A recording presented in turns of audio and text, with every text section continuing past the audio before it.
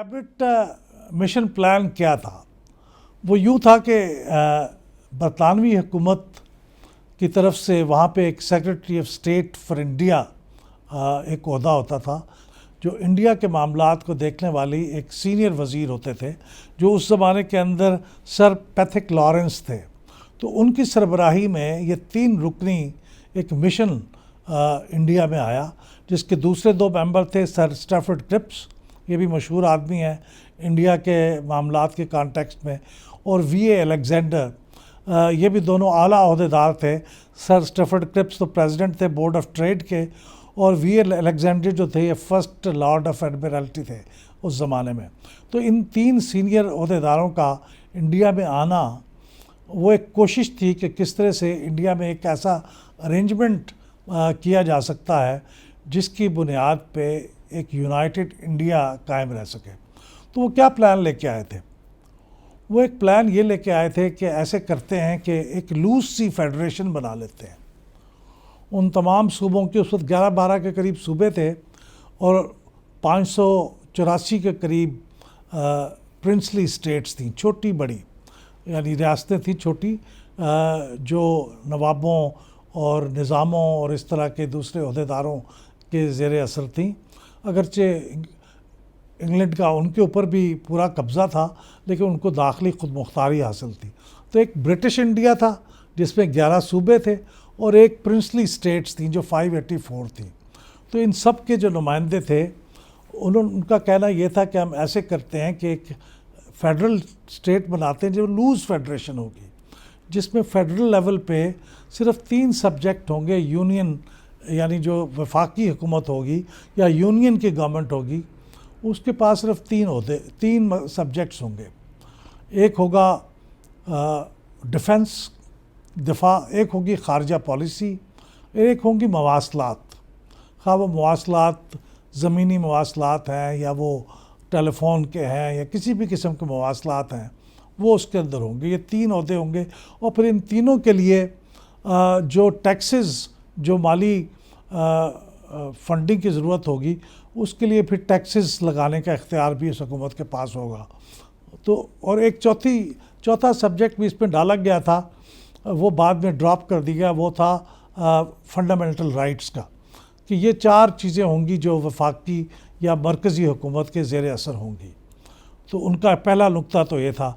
दूसरा, उस वक्त उनका ख्याल ये था कि जो वफाकी हुकूमत होगी, मरकज़ी हुकूमत होगी, उसके अंदर जो हुकूमत की जो लेजिस्लेचर होगी, यानी जो कानून, जो लेजिस्लेटिव असम्बली होगी, उसमें चूँकि बहुत इख्तलाफ है मुस्लिम लीग के और कांग्रेस के दरमियान, कि वो कांग्रेस अपनी अददी बर्तरी के हिसाब से डोमिनेट ना कर ले, तो उसके अंदर हम इन दोनों को बराबर नुमाइंदगी दे देंगे। जितने नुमाइंदे मुसलमानों के होंगे उतने ही कांग्रेस के होंगे, तो इसलिए एक दूसरे पर डोमिनेट करने का सवाल नहीं होगा। तो ये भी उनके कैबिनेट मिशन प्लान का एक हिस्सा था।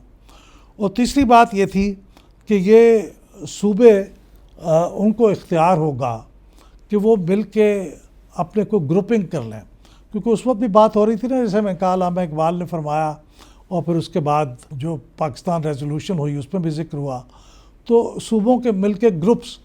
तो उन्होंने कहा कि अगर कुछ सूबे मिल के अपनी ग्रुपिंग बनाना चाहें, कुछ सूबे मिल जाएं, तो वो अपनी ग्रुपिंग बना सकते हैं और वो ग्रुप की फिर अपनी अलग कॉन्स्टिट्यूशन भी बना सकते हैं। एक सेंट्रल गवर्नमेंट, सेंट्रल लेवल पे कॉन्स्टिट्यूशन होगा और एक कॉन्स्टिट्यूशन फिर ये ग्रुप्स बना सकते हैं, और उन ग्रुप्स के अंदर फिर वो तय कर सकते हैं कि सूबों को कितनी खुद मुख्तारी दी जाएगी, ग्रुप के पास कौन से सब्जेक्ट्स होंगे और सूबों के पास कितने सब्जेक्ट्स होंगे। और आखिरी बात ये थी कि सूबे बाद में अगर फैसला करें कि उनको किसी ग्रुप में इसमें नहीं रहना, किसी और ग्रुप में जाना है, तो वो ये भी फैसला कर सकते हैं, और अगर चाहें कि उन्हें किसी ग्रुप में नहीं रहना तो वो ये भी रह सकते हैं। तो ये इब्तदाई शक्ल थी कैबिनेट मिशन प्लान की, जो वो लेके आए थे, और आके उन्होंने मुस्लिम लीग से, ऑल इंडिया मुस्लिम लीग से और इंडियन नेशनल कांग्रेस से आके मुज़ाकरात शुरू किए। दोनों ने इसमें दिलचस्पी का इजहार किया, और उस दिलचस्पी के नतीजे में फिर कुछ ये थोड़ा सा मॉडिफाई हुआ। इंडियन नेशनल कांग्रेस की तरफ से कुछ तजावीज़ आईं, कुछ ऑल इंडिया मुस्लिम लीग की तरफ तजावीज़ आईं, और दोनों की तजावीज़ के नतीजे में जो आखिरी प्लान कैबिनेट मिशन ने मॉडिफाइड प्लान जो पेश किया हतमी तौर पे, उसके ख़तोखाल कुछ ये थे। उसमें यह था कि ये 3 सेक्शन बना दिए जाएंगे। एक तो उन्होंने कहा कि मरकज़ी नुक्ता तो यही था कि मरकज़ में एक मरकज़ी असम्बली होगी, नेशनल लेजिस्लेटिव असम्बली, और उसके अंदर तीनों सब्जेक्ट्स होंगे, ये जिसका मैंने पहले जिक्र किया था, फॉरेन पॉलिसी, डिफेंस और कम्युनिकेशन। ये तो एक मरकज़ होगा। बाकी तमाम जो इख्तियारात होंगे या मामलात होंगे वो सूबों के हवाले होंगे या सूबे मिल के जो सेक्शंस बनाएंगे। अब उन्होंने बाकायदा तौर पे 3 सेक्शंस का ऐलान भी किया मॉडिफाइड कैबिनेट प्लान के अंदर। एक सेक्शन ए होगा और सेक्शन ए के अंदर 6 सूबे होंगे और वो 6 हिंदू मेजॉरिटी के सूबे होंगे। और वो कौन कौन से होंगे? वो उसके अंदर मद्रास होगा, बॉम्बे होगा, यूनाइटेड प्रोविंस होगा, प्रोविंसेस होंगे, सेंट्रल प्रोविंसेस होंगे, उड़ीसा होगा और बिहार होगा। तो ये 6 इंडियन हिंदू मेजॉरिटी के सूबे मिलके सेक्शन ए बन जाएंगे। इसके बाद फिर उन्होंने कहा कि एक सेक्शन बी होगा, उसके अंदर ये 3 सूबे होंगे, पंजाब, सिंध और नॉर्थ वेस्ट फ्रंटियर प्रोविंस। तो आप ये देख रहे हैं कि हिंदू मुस्लिम डिवीज़न का या उनकी जो अलग अलग रहने की जो तहरीक चल रही थी ख़ासतौर पर मुस्लिम लीग की तरफ से, ये उसकी एक्सेप्टेंस थी कि हिंदू मेजॉरिटी के सूबे 6 वो अलग एक सेक्शन बना दिए गए। ये जो नॉर्थ वेस्ट के अंदर मुसलमानों के 6 सूबे थे, 3 सूबे थे, उनको एक अलग सेक्शन बना दिया गया, सेक्शन बी। और फिर एक सेक्शन सी बनाया गया मशरिक़ के अंदर, जिसके अंदर बंगाल और आसाम था। आसाम अगरचे एक हिंदू मेजॉरिटी का सूबा था, लेकिन उसे बंगाल के साथ इसलिए शामिल किया गया क्योंकि उसका कोई ज़मीनी रास्ता को जोग्राफ़ी इस किस्म की थी कि वो बंगाल के अलावा उसकी कोई एंटिटी बन नहीं सकती थी। तो इसलिए आसाम और बंगाल को एक सेक्शन सी बनाया गया। तो ये 3 सेक्शन उन्होंने कहा कि होंगे। ये तीनों सेक्शन पहले तो लेजिस्लेटिव असम्बली में आएंगे और यहाँ पे एक अपना कॉन्स्टिट्यूशन बनाने का काम शुरू होगा। उसके बाद ये तीनों सूबों के जो लोग हैं वो अपने अपने सेक्शन में, तीनों जो सेक्शंस के लोग हैं वो अपनी अलग अलग एक असम्बली बना लेंगे और वहाँ पे बैठ के वो अपने अपने सेक्शन का कॉन्स्टिट्यूशन बनाएंगे। ये उन्होंने तस्लीम नहीं किया कि सेंट्रल लेवल पे जो लेजिस्लेचर होगी वहाँ पे मुसलमानों और कांग्रेस उनकी तादाद बराबर होगी, यानी पैरिटी का असूल उन्होंने तस्लीम नहीं किया। उन्होंने कहा इसकी वजह यह है कि उसकी बजाय हम यूँ करते हैं कि अगर सेंट्रल लेवल पे किसी कम्युनिटी, मुसलमान या हिंदू या सिख, किसी भी कम्युनिटी के बारे में जब कोई कानून बनाया जाने लगेगा तो हम इस बात का ख्याल रखा जाएगा, इस बात को यकीनी बनाया जाएगा, ये कानून का हिस्सा होगा कि उस कानून को जिस कम्युनिटी का असर हो रहा है उसकी मेजॉरिटी उसके हक़ में वोट दे। मसलन ये तो ठीक है कि उसके अंदर मेजॉरिटी हिंदुओं की होगी और मुसलमानों की तादाद कम होगी, लेकिन अगर कोई ऐसा कानून बनेगा जिसका असर मुसलमानों पे होगा तो फिर मुसलमानों की मेजॉरिटी लाजमी अमर है कि उसके हक़ में वोट दे। अगर वो उसके हक़ में वोट नहीं देगी तो फिर कानून नहीं बनेगा। तो उन्होंने कहा कि चूँकि हम ये सेफ़ गार्ड दे रहे हैं तो इसलिए पैरिटी की ज़रूरत नहीं है।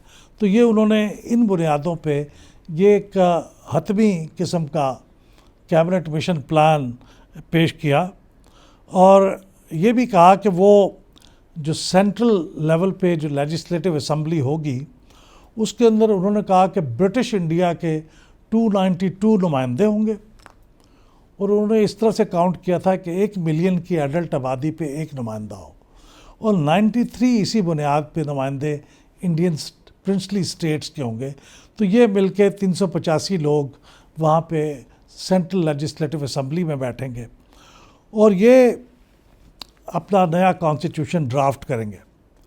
और फिर जो मैंने पहले जिक्र किया कि सेक्शंस के लोग जब अपना कानून बनाएंगे, इसे काफ़ी हद तक इंडियन नेशनल कांग्रेस ने भी तस्लीम कर लिया था और ऑल इंडिया मुस्लिम लीग ने भी कबूल कर लिया था और यूँ लगता था कि एक लूज सी फेडरेशन वजूद में आ जाएगी और पार्टीशन की नौबत नहीं आएगी। लेकिन असल में दोनों पार्टियां उसकी अपनी अपनी इंटरप्रिटेशन कर रही थी। इंडियन नेशनल कांग्रेस की इंटरप्रिटेशन तो ये थी, जिसे जवाहरलाल नेहरू साहब ने बड़े वाशगाफ अल्फाज में बयान किया कि हम जब सेंट्रल लेजिस्लेटिव असेंबली में जाएंगे तो हम पे किसी मुआहदे की पाबंदी नहीं होगी, हम वहाँ जाके बैठ के फिर जो तय करेंगे वही तय होगा, हम किसी मुआहदे के पाबंद नहीं होंगे। ये बड़ा चौंका देने वाला बयान था। ऑल इंडिया मुस्लिम लीग ये सोच रही थी कि हम ये शायद पहला स्टेप होगा जिसके ज़रिए से हम एक आज़ाद पाकिस्तान का हसूल कर सकेंगे। और इंडिया का ख्याल ये था कि हम इस वक्त इसे मान लेते हैं, लेकिन जब सेंट्रल लेजिस्लेटिव असेंबली का इजलास होगा तो उसमें हम नई बातें ले आएंगे और फिर एक नया असूल तय कर लेंगे और किसी मुआहदे की पाबंदी नहीं होगी। ये वो ऐलान था पंडित जवाहरलाल नेहरू का, जो उस वक्त तक इंडियन नेशनल कांग्रेस के सदर भी हो गए थे, जिसकी वजह से ये cabinet mission plan total rack हो गया और वो बिल्कुल नाकाम हो गया। उसके जवाब में जब ये सुना ऑल इंडिया मुस्लिम लीग ने, तो उनको पता चल गया कि असल में इंडियन नेशनल कांग्रेस का प्लान क्या है। तो फिर ये अपनी मौत आप मर गया और उसके नतीजे में फिर जो एक अलग वतन की जद्दोजहद थी वो एक फ़ैसला किन मोड़ पे आ गई और इसके बाद फिर कोई उम्मीद बाकी नहीं रही कि एक यूनाइटेड इंडिया, खा वो लूज़ फेडरेशन की फॉर्म में ही हो, वो वजूद में कायम रह सकता है। अब इसके बारे में जो मज़ीद अगली बातें होंगी वो इंशाल्लाह मैं अगले एपिसोड में आपके साथ ज़िक्र करूँगा। और उस एपिसोड में हम पाकिस्तान के अंदर हम किस तरह से पाकिस्तान का क़याम अमल में आया और उसके क्या चैलेंजेस थे जमहूरी सफ़र के, वहाँ से एक बहुत इंटरेस्टिंग पाकिस्तान का अपना जमहूरी सफ़र शुरू होगा और उसके चैलेंजेस की दास्तान मैं आपके सामने रखूँगा। बहुत शुक्रिया।